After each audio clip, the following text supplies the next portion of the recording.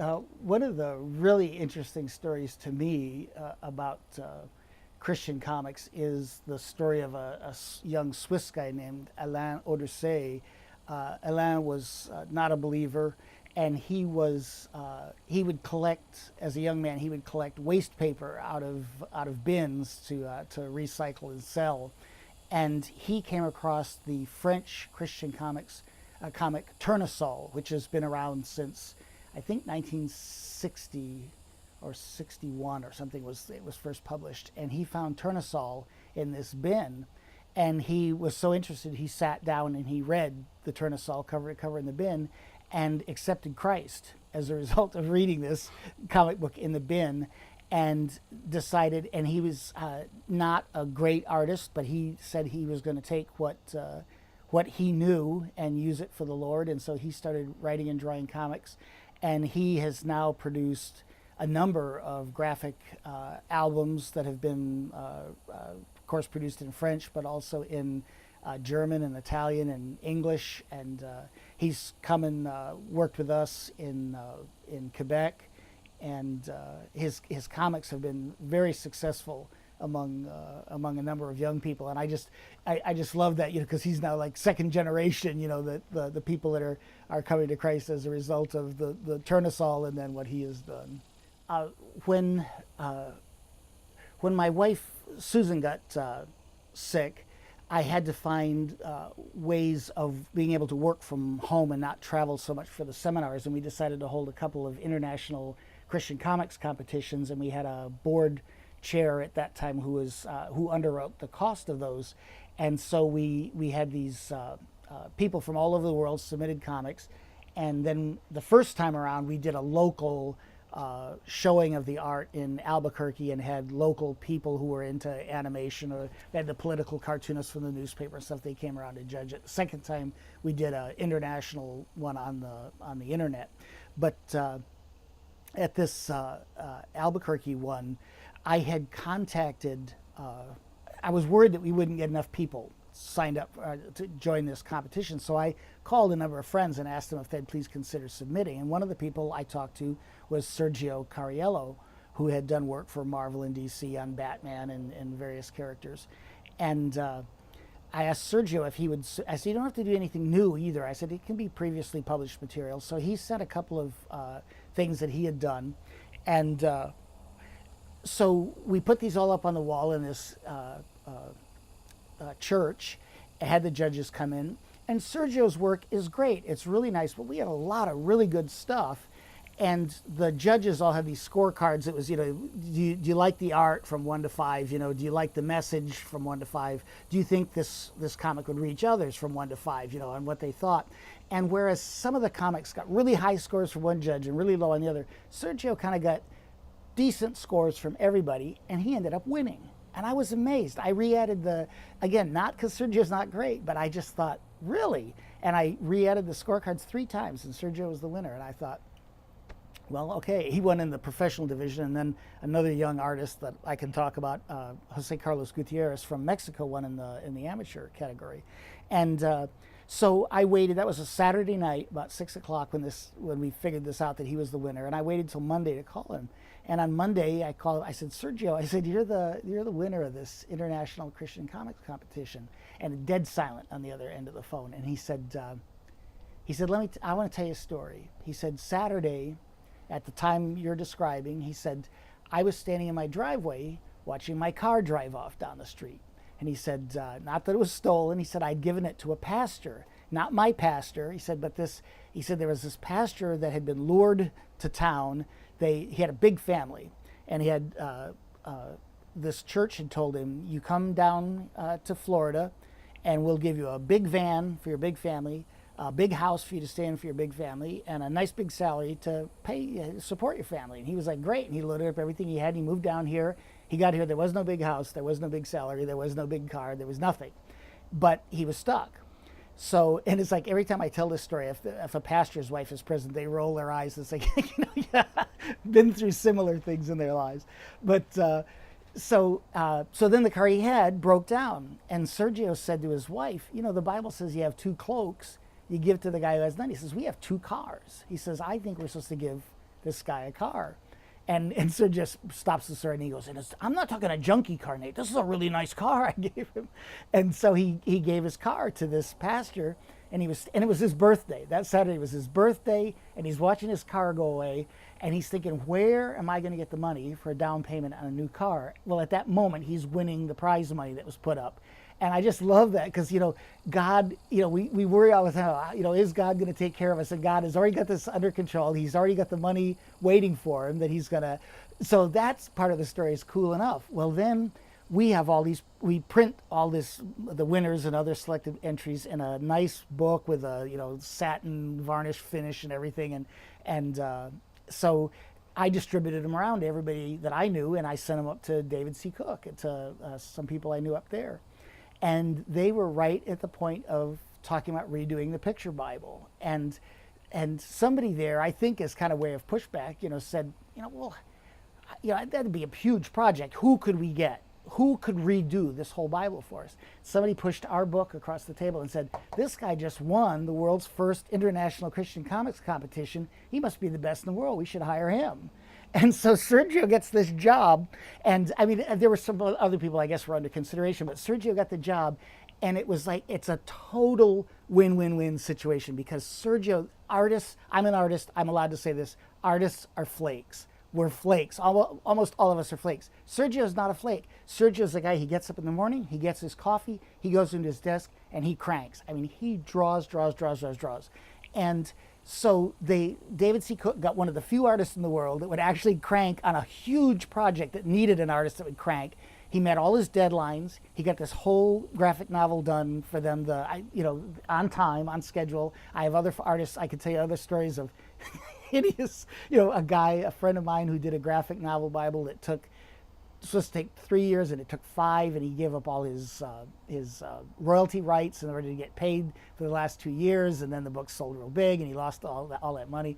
But Sergio produced the job for them, so it was a win for Sergio, big job for Sergio, win for David C. Cook. They got an artist that did the job, win for the kingdom, win for us for connecting them. So to me, it was just, I love that story of how God pulls these things together and makes them happen. Yeah, the seminars, the variety of seminars we've had have been really interesting because we have had seminars where very few people could actually could draw. We've had some seminars where we have more writers than we have artists, or all artists and no writers. But and then in Ukraine, I did just a one-day introductory workshop for I think it was Mission Emmanuel in Ukraine, and it was a huge crowd of people, and people that came on buses, long distances overnight and stuff to come, and I was really pleased about it. But during the break time, the people came up to me and said, we're asking, some in English, some through the translator, when are you going to start relating this to film?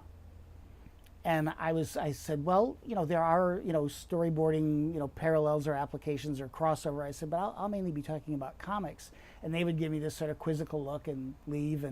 And so I had lunch with the head of the mission, and I said, is everybody happy with what we're teaching here? And he said, back through the translator, the translation was mostly. And I thought, is that a translation issue, or does he really mean there's a problem? And I said, do you want me to change what I'm teaching for the afternoon? And he said, no, just stick with the program. So I taught all afternoon. And at the end of it, one after another, these young Ukrainian men and women were coming up to me going, oh, what you taught about storyboarding was so great. I'm going to use that in this movie we're doing. Oh, what you taught about, this or that, all of it was, they were all talking about film.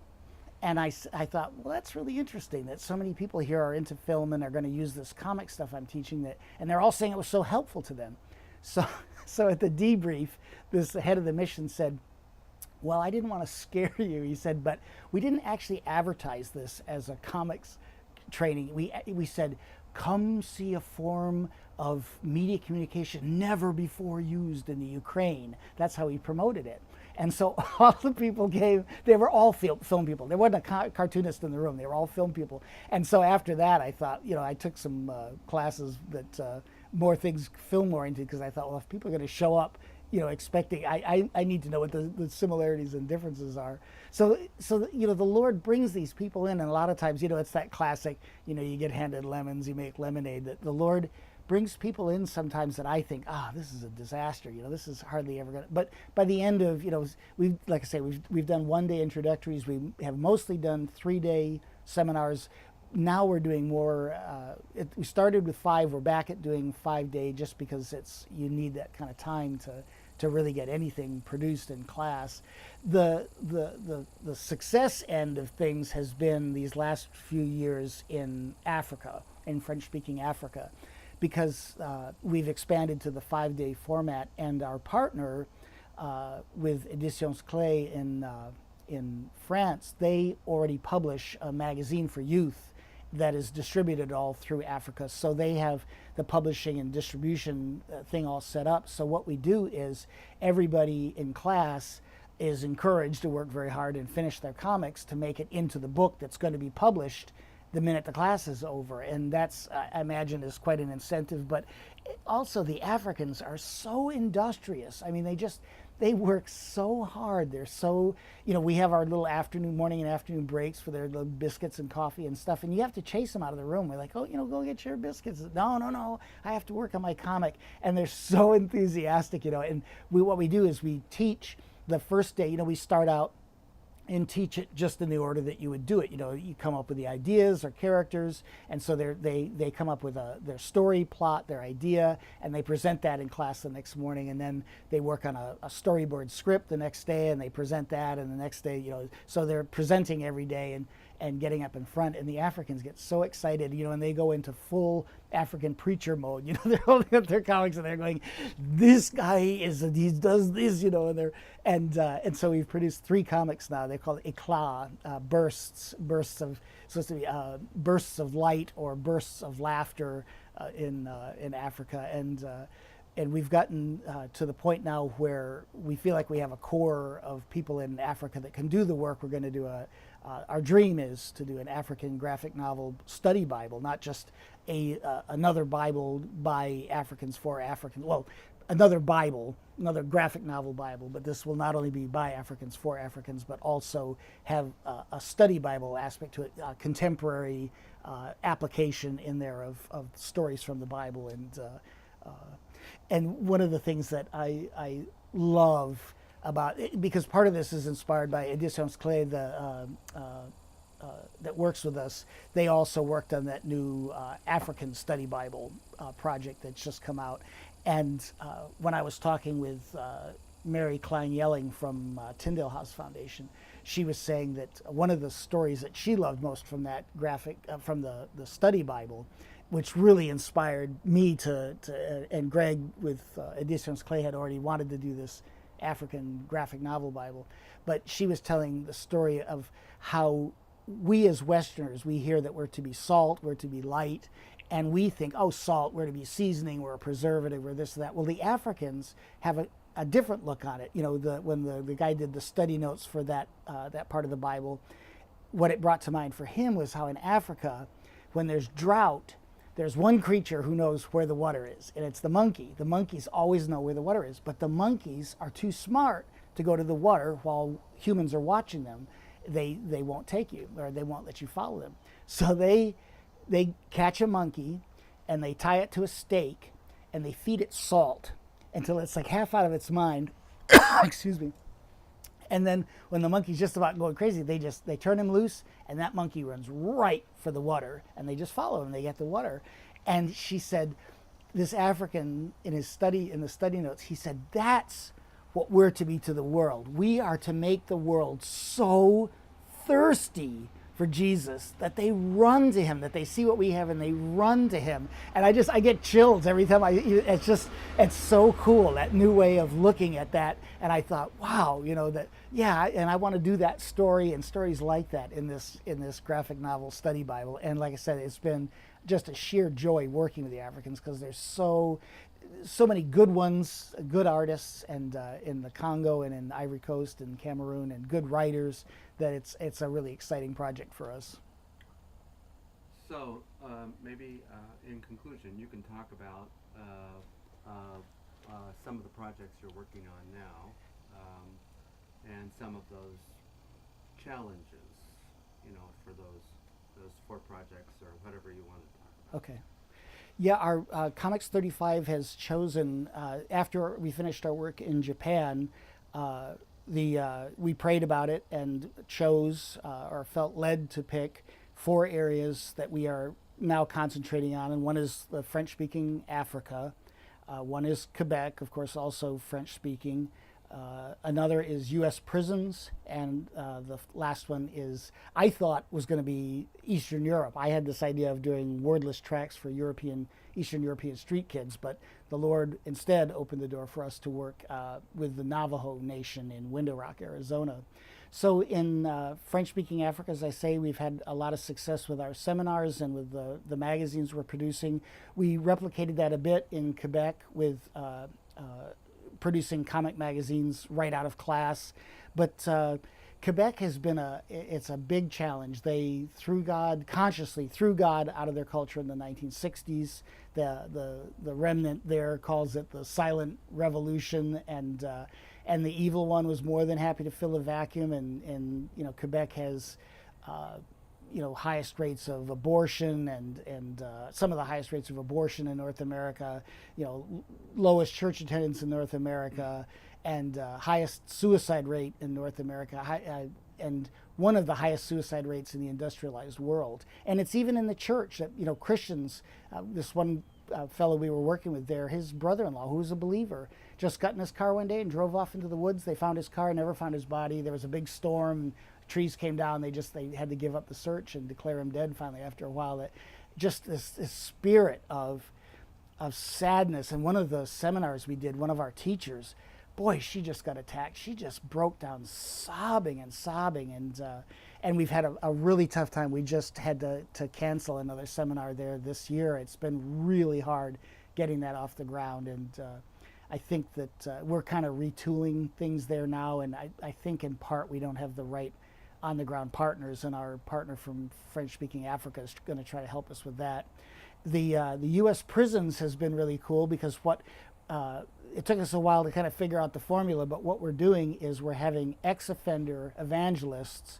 We're doing their stories, but it's guys on the inside. Prison inmates are writing and drawing the comics of these ex-offender evangelists that they can then use as a tool when they come back into the prisons. And they're really interesting because they're in black and white on enamel, shiny stock paper.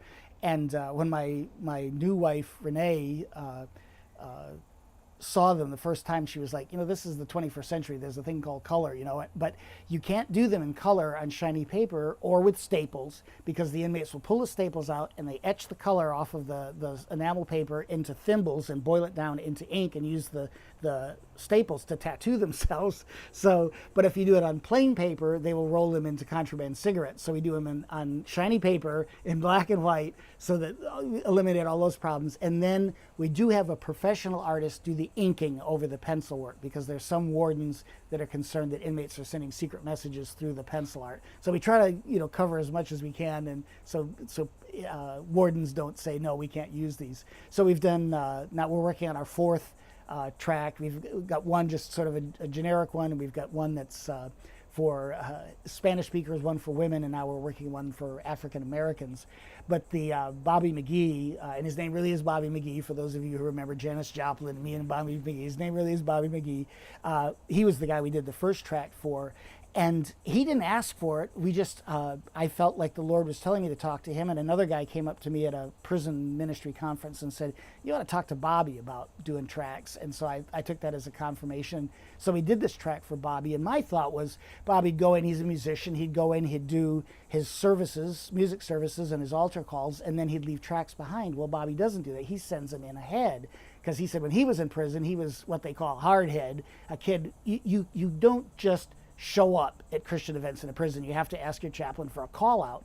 And these hardheads, they never ask for a call out for a Christian program, but Bobby sends these tracks and everything works on barter in prison. And so somebody says, I got a cigarette, oh, you got a comic, we'll trade off. And these things make their way all the way back into where the hardheads are. And these hardheads read the track and it's like, one, wow, this guy coming, he's not just some Christian guy going to play his guitar, he's one of us. He knows what it's really like. And two, wow, this track is drawn by prison inmates, So Bobby says that, the number of people showing up at his not performances, their worship services has vastly increased, and the number of people coming to Christ has vastly increased as a result. And he calls that track now his most powerful ministry tool. And I just think that's so cool to me. Again, that a guy didn't even know he needed this, and it's been this great tool for him. But we do have these other professionals that, like I said, working with us on the tracks and helping out. And then the last area, the Native America track, we talked to the Native people about partnering with them in some way, and they were saying they needed more ministry tools, more literature to give out, but they needed something that people read. And the Navajo people, there used to be a comic, the cartoonist died and the comic is gone now, but they had this comic called Mutton Man that appeared in the Navajo Times. And you mentioned Mutton Man in a room full of Navajos, and there's suddenly there's like laughter, and remember that thing? They love Mutton Man. And it was not really all that well drawn to my eye, but they loved it. It was theirs. And so they love comics. So I said, well, let's do comics, and let's do, address things that are of concern to the Navajo. Well, one of the big things is suicide. Suicide is an epidemic among the Native people, especially among their young people. It's decimating their young people.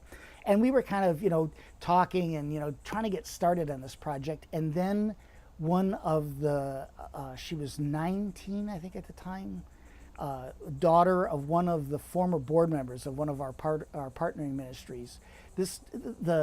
The scary thing with Native people is, they take a long time to make decisions about most things.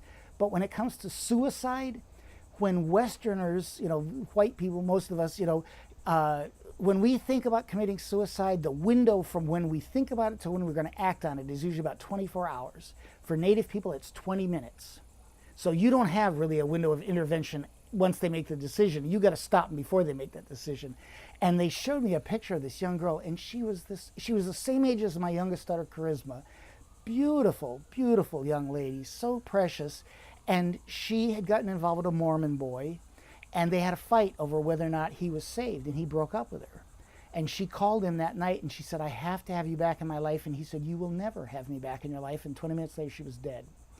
And I looked at that picture of that young girl, and I said, boy, we can't let that kind of stuff happen. And so I told these guys, I said, I kind of pushed a little hard on it. And I hired two of the inmate artists that had worked for me. I said, here's the guy's story.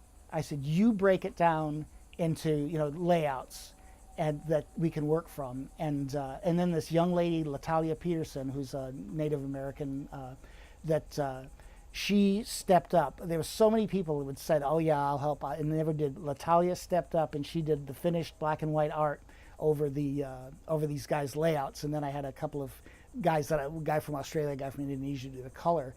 And these tracks have turned out really well. And the first one is mainly about drinking, and the second one is about drugs and closer to the suicide story. But they've been really well received there by the Navajo people, and because again, they're comics. The people will at least pick them up and read them. And Milt Sherrilson, the pastor, the older guy that we did the first tract about, he's had it longer, and he says it's he can't hang on to them fast enough. That people are just, and churches want them, and so we're really excited about that.